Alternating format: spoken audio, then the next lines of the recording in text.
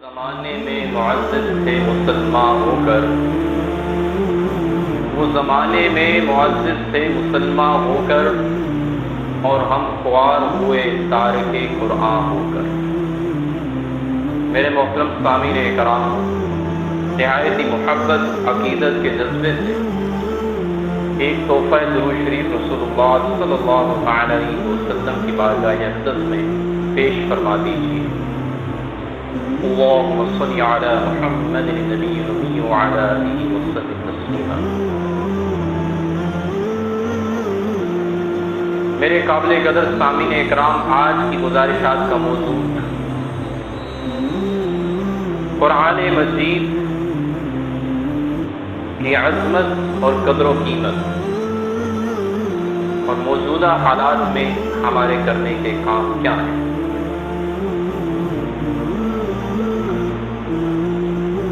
میرے دوستوں، بھائیوں، بزرگوں، اگر آج ایک تنقیدی جائزہ لیا جائے تو اجتماعی طور پر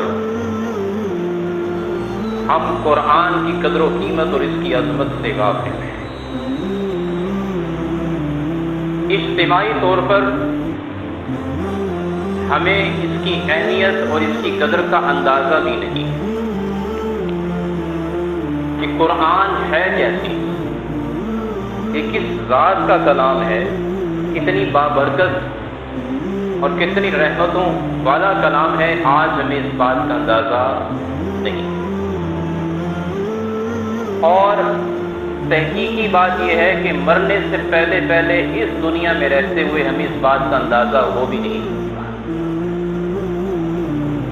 اس کی بنیادی وجہ یہ ہے کہ اس قرآن کو حاصل کرنے کے لیے نہ تو ہمارا مال خرچ ہوا ہے، نہ ہماری جان خرچ ہوئی ہے، نہ ہم نے اپنے بچوں کی قربانی دی ہے، نہ ہم نے اپنا وقت قربان کیا ہے، نہ کوئی جد و جہد کرنی پڑی ہے، نہ لڑائی اور باطل کے ساتھ برسر پیکار میدان میں جہاد کرنا پڑا ہے، نہ کفار کی مشکلات اور مکہ کی زندگی کی وہ جو صحابہ کرام نے مشکلات اور تکلیفیں کاٹی وہ کاٹنی پڑی ہیں۔ جب ہم نے مشکلات برداشت ہی نہیں کی تو آج ہمیں اس کی قدر و قیمت کا اندازہ نہیں ہے۔ یہ جو دنیا میں ہمارا نظام چل رہا ہے، ہماری جب تک آنکھ دیکھ رہی ہے، یہ نظام چل رہا ہے، یہ گہما گہمی چل رہی ہے، موت جب تک نہیں آ جاتی ہمیں قرآن کی اہمیت کا اندازہ نہیں ہوتا۔ ہم اس دنیا کی گہما گہمی میں اور اس دنیا کی رنگا رنگی کے شکار ہو چکے ہیں، ہم اس دنیا کے ہو کے رہ چکے ہیں۔ یہ قرآن کیا تھا اور اس کا مقصد کیا تھا اور اس کو کس انداز سے سمجھ کر اس پہ عمل کرنا تھا، ہم نے بالکل نظر انداز کر دیا اور ہم نے اس کو پس پردہ ڈال دیا۔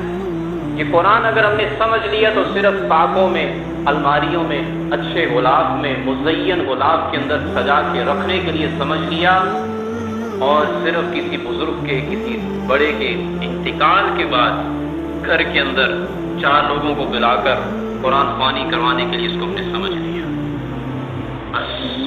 اگر اس قرآن کی اصل قدر و قیمت پہچاننی ہے تو حضرات صحابہ کرام رضوان اللہ تعالی اجمعین سے پوچھئے کہ انہوں نے کس انداز سے مشکلات کاٹ کر، تکلیفیں برداشت کر کے، کفار کے ظلم و ستم کھا کر ایک ایک قرآن کی آیت کو حاصل کیا ہے، ایک ایک قرآن کی آیت۔ ان حضرات سے پوچھئے اگر اس کی اصل قدر و قیمت پہچانتی ہے۔ بخاری شریف کے اندر ایک واقعہ ہے، ایک صحابی رسول ہیں جو رسول اللہ صلی اللہ تعالی علیہ وسلم کے دور مبارکہ کے اندر چھوٹے بچے تھے، اور مدینہ سے دور ایک فاصلے پر بستی تھی، وہاں پر رہتے تھے، اور ان کا مدینے میں آنا جانا ممکن نہیں تھا۔ مسلمان ہو چکے تھے، لیکن نبی صلی اللہ تعالی علیہ وسلم، سرور دو عالم صلی اللہ تعالی علیہ وسلم کی خدمت میں حاضر ہو کر دین کا علم، قرآن کا علم حاصل کرنا ان کے لیے اپنی کسی ذاتی مجبوری کی وجہ سے ممکن نہیں تھا۔ اب وہ اپنا واقعہ خود بیان کرتے ہیں، کہتے ہیں میں کرتا یہ تھا کہ وہ راستہ جو مدینہ سے آتا تھا اور میری بستی سے یا اس کے پاس سے ہو کر گزرتا تھا، میں روزانہ صبح اس راستے پہ چلا جاتا اور وہاں سے آنے والے قافلوں سے پوچھتا کہ تم مدینے سے آ رہے ہو؟ وہ کہتے ہیں مدینے سے آ رہے ہیں۔ پھر میں پوچھتا کہ یار بھائی تم میں سے کسی کو کوئی قرآن کی ایک آیت یاد ہے؟ اگر کسی کو یاد ہے تو مجھے سکھا دے۔ تو وہ قافلے میں کسی کو ایک آیت یاد ہوتی، کسی کو 2 آیتیں یاد ہوتی، کسی کو 3 آیتیں یاد ہوتی، وہ اس طرح سے ان کو سکھا دیتے۔ کہتے ہیں اسی طرح سے ایک لمبے عرصے کے اندر میں نے ایک 2 3 آیتیں حاصل کر کے قرآن کا ایک بڑا ذخیرہ اپنے پاس محفوظ کر لیا۔ تو ان حضرات سے آپ جا کر پوچھئے قرآن کی قدر و قیمت، کہ جن کو قافلے والوں سے کی منت اور سماجت کر کے قرآن کی ایک آیت حاصل کرنی پڑتی تھی، آج ہمارے سامنے قرآن خوش نما مجلد کتاب کی شکل میں موجود ہے، جمع کر کے رکھ دیا۔ اس کے پیچھے جن لوگوں نے جمع کرنے میں مشقتوں برداشت کی، محنتیں لگی، کھپت کی اور مشقتیں برداشت کی، وہ ہمارے سامنے نہیں ہے، قرآن سامنے ہے۔ گویا اب ایک لقمہ بنا کر ہم نے، کھانا تیار ہے، لقمہ بنا کر ہم نے منہ سے نیچے اتارنا ہے، لیکن حقیقت یہ ہے کہ لقمہ بھی صحیح طرح نیچے نہیں اتر رہا، لقمہ بھی صحیح طرح نیچے نہیں اتر رہا۔ ہم اتنے کاہل اور سست ہو گئے کہ بنے بنائے کھانے کو بھی صحیح طرح سے اپنے منہ سے نیچے نہیں اتار سکتے۔ تو صحابہ اکرام رضوان اللہ تعالی اجمعین سے پوچھئے اس کی قدر و قیمت کیا ہے۔ آج یہ حال کیوں ہے؟ کیونکہ اللہ نے قرآن میں خود فرمایا زُيِّنَ لِلنَّاسِ، ہم نے انسانوں کے لیے مزین کر دیا ہے۔ کس کو؟ 7 چیزوں کو۔ کتنی چیزیں؟ 7، گنتی کیجئے گا۔ عورت کو مزین کر دیا، اولاد، سونا، چاندی، گھوڑے، اچھی سواری، چوپائے، مال ڈنگر، اور نمبر 7 کھیتی، کاروبار، بچت۔ ان تمام چیزوں کو ہم نے کیا کر دیا؟ ہم نے انسانوں کے لیے مزین کر دیا، اور آگے فرمایا ہم نے اس لیے مزین کیا تاکہ ہم ان کو آزمائیں، ان کی آزمائش کے لیے ہے۔ اور پھر فرمایا ذالک متاع الحیات الدنیا، سورہ آل عمران کی آیت نمبر 14 اٹھا کر دیکھیں۔ ذالک متاع الحیات الدنیا، یہ دنیا کی زندگی کی عارضی برتنے کی چیزیں ہیں، ان سے دل لگانے کی ضرورت، یہ عارضی چیزیں ہیں، ان سے دل نہیں لگانا۔ دل لگانا ہے تو اللہ سے لگاؤ، دل لگانا ہے تو اللہ کے حبیب سے لگاؤ، دل لگانا ہے تو اللہ کے فرمان سے لگاؤ، اللہ کے قرآن سے لگاؤ۔ دل لگانا ہے تو اللہ کے فرمان کے پیچھے جنہوں نے مشقتیں برداشت کی ہیں، ان کی قربانیاں، ان کو دیکھ کر ان کے طریقے پر چل کے ان سے دل لگاؤ۔ دل لگانا ہے تو صالحین سے لگاؤ، صدیقین سے لگاؤ، شہداء سے لگاؤ، انبیاء علیہ الصلوۃ والسلام سے لگاؤ۔ یہ دنیا کی چیزیں ہم نے مزین کی ہیں، اصل میں یہ خوبصورت نہیں تھی۔ آپ دیکھیں نا، دنیا میں اس چیز کو چمکایا جاتا ہے جو بذات خود خوبصورت، اچھی، خوبصورت نہ ہو۔ موتی اور جواہرات کو چمکانے کی ضرورت نہیں ہے، ان کے اندر ذاتی چمک ہے، ان کو مزین کرنے کی ضرورت ہی نہیں۔ خوبصورت عورت کو مزین اور تزین، خوبصورتی اختیار کرنے کی ضرورت ہی نہیں، وہ پہلے سے خوبصورت ہے۔ یہ ضرورت ہے تو بدصورت عورت کی۔ تو پتہ یہ چلا کہ مزین کی گئی ہے، اصل میں نہیں تھی یہ کوئی اچھی چیزیں نہیں ہیں۔ 7 چیزیں دوبارہ سے گن لیں: عورت، اولاد، سونا، چاندی، گھوڑا اور چوپائے اور کھیتی۔ یہ ہم نے مزین کر دی ہے۔ تمہارے سامنے دنیا کی یہ چل پھل ہے، یہ رونق ہے، یہ رنگینیاں ہیں، لیکن تمہیں آزمانے کے لیے ہے۔ خلق الموت والحیات، ہم نے موت اور زندگی کو پیدا کیا تمہیں آزمانے کے لیے کہ کون اچھا عمل کر کے ہمارے پاس لوٹتا ہے۔ اب آپ دیکھیں نا دنیا کی خوبصورت چیزیں، شہد کو لے لیں، کتنا میٹھا ہے، لیکن شہد ایک مکھی کی قے ہے۔ اللہ نے ہمیں یہ چیزیں دی ہیں، نعمتیں دی ہیں، لیکن نعمت کو جس انداز سے ہمارے سامنے رکھا ہے، وہ انداز ہمیں بتاتا ہے کہ یہ کوئی محبت اور دل لگانے کی چیزیں نہیں۔ شہد کی مکھی کی قے ہے، ریشم کے کیڑے کا فضلہ ہے. مشک یہ ایک خاص قسم کی ہرن کے اندر بننے والے ایک پھوڑے اور خون سے بنتی ہے. عنبر یہ ایک خاص قسم کی مچھلی کی قے یا اس کا فضلہ ہے. کھیتیوں سے نکلنے والا اناج، دالیں، چنے یہ کیسے نکلتی ہیں؟ کھاد ڈالنے سے نکلتی ہیں. گلاب کتنا خوشبودار پھول ہے، لیکن جو گلاب کی کاشت کرتے ہیں ان سے پوچھئے کہ اس کے جڑوں میں کتنی کھاد ڈالنی پڑتی ہے تو یہ تیار ہوتا ہے. تو یہ چیزیں ہم نے مزین کی ہیں، اصل میں مزین نہیں تھی، اصل میں یہ خوبصورت نہیں ہے. ہم نے اس لیے مزین کی ہیں، دیکھنا چاہتے ہیں کون ہمارا بن کے آتا ہے اور کون ان چیزوں کا بن کر آتا ہے. تو آج ہم قرآن سے غافل اس لیے ہو گئے کہ ہم نے دنیا کی ان چیزوں سے دل لگا لیا. ہر وہ چیز دنیا ہے کہ جو اللہ اور اس کے رسول اور اس کے حکم سے ہمیں پیچھے ہٹا دے. ہر وہ چیز دنیا ہے، چاہے وہ اولاد ہو، چاہے وہ بیوی ہو، چاہے وہ ہمارا روزگار ہو، کچھ بھی ہو. نماز پڑھنے کا موقع نہیں مل رہا، روزہ رکھنے کا موقع نہیں مل رہا، زکوٰۃ حج کی ادائیگی کا موقع نہیں مل رہا. کیا جی میرے بیوی بچے ہیں، کیا جی میرا کاروبار ہے، کیا جی کام ہی کچھ اس طرح کا ہے. تو یہ کام دنیا ہے، یہ آخرت نہیں ہے. آخرت صرف وہ ہے کہ جو آپ کو دنیا میں نیکی کی طرف رغبت بھی دلائے اور نیکی کرتے کرتے آپ آخرت میں جنت میں چلے جائیں. یہ آخرت کی بچت اور پونجی ہے. تو اللہ نے قرآن مجید میں فرما دیا کہ اگر ہم اس قرآن کو پہاڑ پر نازل کرتے، قرآن اتنی عظمتوں والی کتاب ہے، اتنی فضیلتوں والی کتاب ہے کہ وہ پہاڑ لرزتا اور پھٹ کر ریزہ ریزہ ہو جاتا. اتنی عظمتوں والی کتاب ہے. لیکن ذہن میں ایک اشکال پیدا ہوتا ہے، یار یہ قرآن ہے، اس کو ہم کسی بھی لکڑی کی ٹپائی پہ رکھ دیں تو ٹپائی تو نہ ٹوٹتی ہے نہ ریزہ ریزہ ہوتی ہے، کچھ بھی نہیں ہوتی. اللہ قرآن میں کہہ رہے ہیں پہاڑوں پر رکھ دیتے تو پہاڑ پھٹ جاتا اور بالکل ریزہ ریزہ ہو جاتا. کیا مطلب ہے اس کا؟ ایک دیکھیں قرآن کے ظاہری الفاظ ہیں، اس کے نقش و نگار ہیں، اس کے الفاظ جو ہم نے قرآن میں پڑھے ہیں یا پڑھتے ہیں، یہ قرآن کی حیت ہے. لیکن یہ قرآن کی حقیقت اور اس کی روحانیت ہے. اگر وہ روحانیت اور حقیقت ہم پہاڑوں پر کھول دیتے تو پہاڑ پھٹ جاتے ہیں.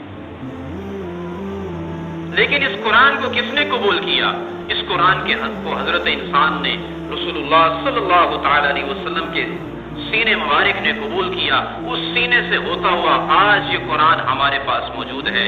صحابہ کرام رضوان اللہ تعالی اجمعین کی برکت سے انہوں نے جمع کر کے اللہ کے نبی سے اصلاح کروا کے ہم تک پہنچایا ہے. حضرت زید بن ثابت رضی اللہ تعالیٰ فرماتے ہیں کہ اللہ کے نبی صلی اللہ تعالیٰ علیہ وسلم پر وحی نازل ہوتی تھی، میں ان کے پاس موجود ہوتا تھا، میں قرآن کو لکھ لیتا تھا. لکھنے کے بعد میں اس لکھے ہوئے الفاظ کو نبی صلی اللہ تعالیٰ علیہ وسلم کے سامنے رکھتا تھا، پیش کرتا تھا. اگر اس میں اصلاح کی ضرورت ہوتی تو اللہ کے نبی اصلاح کروا دیتے، اور اس کے بعد میں لوگوں کے سامنے قرآن کو پیش کرتا تھا کہ لوگوں یہ نئی وحی، یہ نئی آیات، اللہ کا نیا حکم نازل ہو چکا ہے. تو صحابہ کرام نے تو ایسے جمع کر کے اور بڑی مشقتوں کے ساتھ آج ہمارے پاس قرآن پہنچایا ہے. اب ہمارے پاس یہ قرآن موجود ہے، اس لیے میں لوگوں کو کہا کرتا ہوں کہ قرآن کو پڑھیں، قرآن کی تلاوت کیجیے. قرآن کی تلاوت آپ کریں گے آپ کو اجر و ثواب ملے گا. اس پہ ایک حدیث سن لیجیے. اللہ کی نبی صلی اللہ تعالی علیہ وسلم نے فرمایا کہ جو قرآن کی تلاوت کرتا ہے، صرف دیکھ کے پڑھتا ہے بغیر معنی کو سمجھے، صرف قرآن کی تلاوت کرتا ہے تو وہ ایک ایک حرف پر 10 نیکیاں پاتا ہے.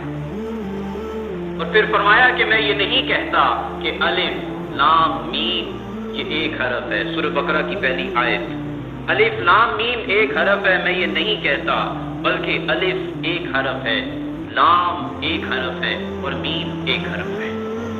گویا آپ نے صرف الف لام میم کہا تو آپ کے نام اعمال میں 30 نیکیاں شامل ہو گئی، 30 نیکیوں کا اضافہ ہو گیا. اب کچھ لوگ کہتے ہیں قرآن کو بغیر سمجھے پڑھنا طوطے کی رٹ ہے. اس کا کیا فائدہ ہے؟ قرآن تو زندگی بدلنے کے لیے آیا تھا، اس کو سمجھ کے پڑھو تو اس کا فائدہ ہے، بغیر سمجھے پڑھے اس کا کوئی فائدہ نہیں. تو ان کو اس حدیث کو سمجھ لینا چاہیے کہ اللہ تعالیٰ کے نبی فرما رہے ہیں کہ آپ بغیر سمجھے بھی پڑھیں. حضرات صحابہ کرام نے پوچھا کہ اللہ کے نبی اس کو اگر کوئی بغیر سمجھے پڑھے, جس کو نہ اس کو سمجھ میں آتا ہو, وہ اگر قرآن کی تلاوت کرے تو اس کے لیے بھی یہ اجر ہے؟ فرمایا ہاں, جو بغیر سمجھے پڑھے گا اس کے لیے بھی یہ اجر ہے. اب جو لوگ قرآن پڑھنا نہیں جانتے اس کا حل کیا ہے؟ تو علماء نے لکھا ہے کہ وہ قرآن پڑھنے کی کوشش کرتے رہیں, قرآن پڑھتے رہیں, کوشش کریں, قرآن کو سیکھیں. سیکھنے کے بعد بھی اگر وہ نہیں پڑھ پائے تو قرآن پڑھتے رہیں گے, اس حال میں دنیا سے جائیں گے تو قیامت کے دن قرآن پڑھنے والوں میں شمار ہوگا. قرآن یاد نہیں ہے, حفظ نہیں ہے, قرآن کو یاد کرنا شروع کر دیں. ایک ایک آیت کریں لیکن کر دیں. آپ قرآن یاد کر پاتے ہیں نہیں کر پاتے, لیکن مرتے دم تک آپ کرتے رہے ہیں تو قیامت کے دن حفاظ کی صفوں میں آپ کا شمار ہوگا. یہ مضمون واضح حدیث میں موجود ہے.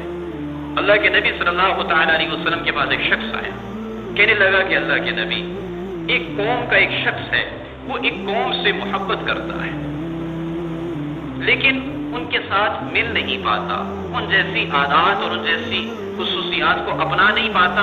کوشش کرتا ہے میں ان میں سے ہو جاؤں. جس کے بارے میں کیا حکم ہے؟ کوشش کر رہا ہے.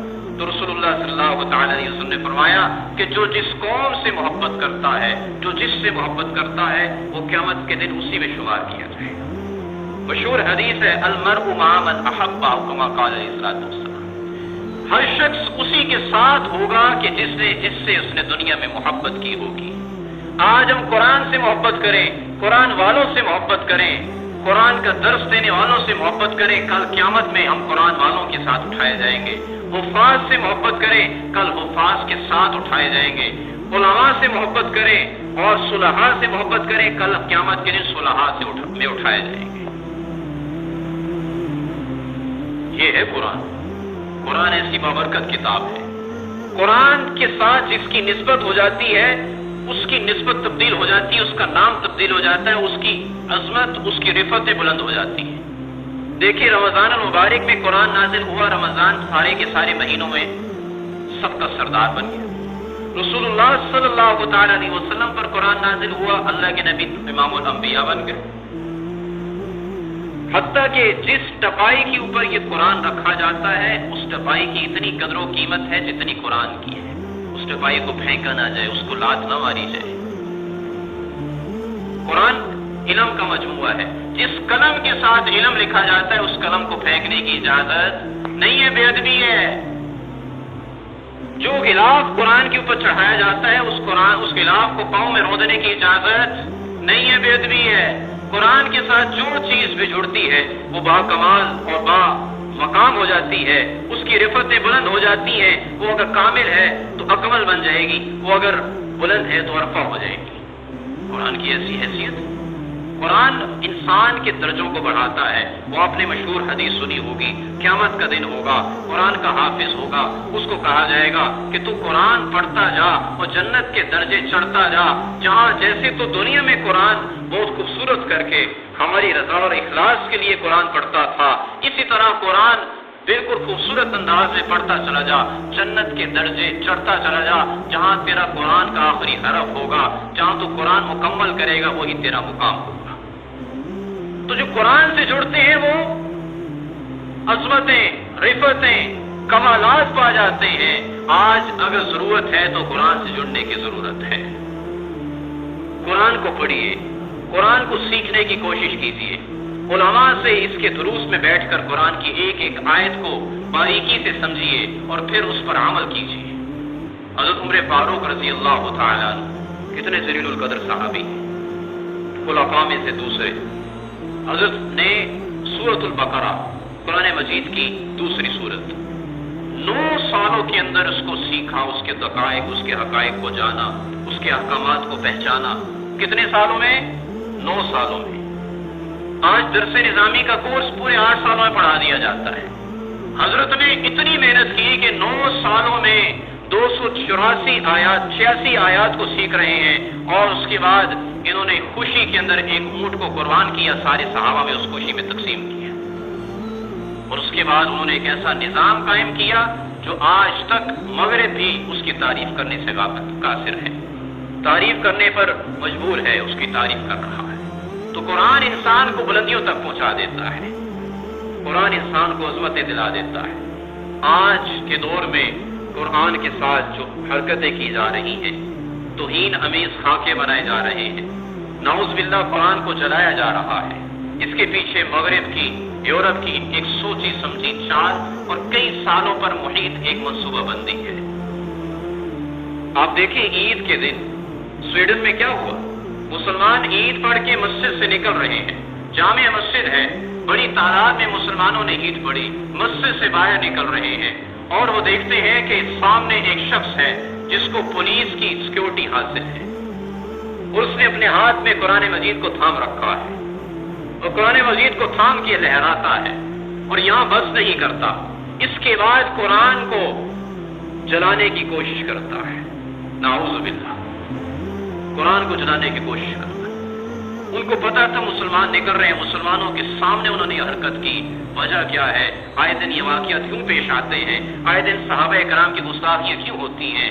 آئے دن ختم نبوت پہ ڈاکہ کیوں ڈالا جاتا ہے؟ آئے دن قرآن مجید کی توہین کیوں کی جاتی ہے؟ آئے دن حضرت عائشہ صدیقہ طاہرہ مطہرہ رضی اللہ تعالی عنہ کی عزت پر کیوں چھاپا مارا جاتا ہے؟ یہ میرے اور آپ کے، ہم سب کے ایمان کو جانچا جا رہا ہے اور کھٹکھٹایا جا رہا ہے۔ ایک جب مٹی سے بنانے والا گڑا بنایا جاتا ہے، اس کو چیک کیا جاتا ہے، یہ مضبوط ہو چکا ہے، پک چکا ہے یا نہیں پکا ہوا۔ ہمارے ایمان کو چیک کیا جا رہا ہے کہ مسلمانوں میں آج کتنا ایمانی جذبہ باقی ہے۔ اگر آج بھی ہم نے سر نہ اٹھایا تو ہم کب اٹھائیں گے؟ اگر آج بھی ہم نے قرآن کی تعلیمات کو سیکھ کر اس کی حفاظت اور اس کے تحفظ کے قانون جاری نہ کیے تو کب کریں گے؟ جتنا انسان کے بس میں ہے، جتنے لوگوں کے اوپر اس کو دسترس حاصل ہے، وہاں تک اس پیغام کو پہنچانا اور قرآن کی تحفظ کے لیے جدوجہد کرنا ہر ایک کی ذمہ لازم اور فرض کی حیثیت رکھتا ہے۔ علماء کی ذمہ داری ہے کہ وہ جہاں تک ہو سکے لوگوں میں اس بات کو عام کریں کہ قرآن کی اہمیت کیا ہے، قرآن کی فضیلت کیا ہے، یہ کتنی بلند مرتبت کتاب ہے۔ تو آج کی اس پرفتن دور کے اندر 5 نصیحتیں سن لیں، اس پہ عمل کریں اور اللہ تبارک و تعالی ہمیں ان پر عمل کرنے کے ذریعے سے اسلام کا اور دین کا بہت سارا کام ہم سے لے سکتا ہے۔ 5 نصیحتیں دیکھیں، قرآن کی جو انہوں نے توہین کی، آئے دن یہ حاکم بنائے جا رہے ہیں، وہ تو یہ کام کر ہی رہے ہیں، صرف یہ باتیں کرنا کہ اس نے یہ کر دیا، اس نے یہ کر دیا، اس سے حل نہیں نکلے گا، ہمیں عملی میدان میں اترنا ہوگا۔ تو سب سے پہلی نصیحت وہ یہ ہے کہ رسول اللہ صلی اللہ تعالی علیہ وسلم کی ذات اقدس پر بلا ناغہ کثرت سے درود شریف پڑھا جائے اور اپنی زندگی کے ایک ایک سیکنڈ اور ایک ایک لمحے کو سیرت رسول صلی اللہ تعالی علیہ وسلم کے مطابق ڈھالنے کو اپنا نصب العین بنا لیا جائے، اپنی زندگی کا مقصد بنا لیا جائے کہ میں چلوں گا تو نبی کے طریقے پر، میں سوؤں گا تو نبی کے طریقے پر، میں کھاؤں گا تو نبی کے طریقے پر، میں نماز پڑھوں گا، میں تلاوت کروں گا، میں لوگوں سے بول چال کروں گا، میں اپنے مال کو، رزق کو اس کے حلال کے ذریعے سے حاصل کروں گا، یہ سب میں کروں گا لیکن نبی کے طریقے پہ کروں گا، میرا کوئی بھی طریقہ نبی کے طریقے سے خالی نہیں ہوگا۔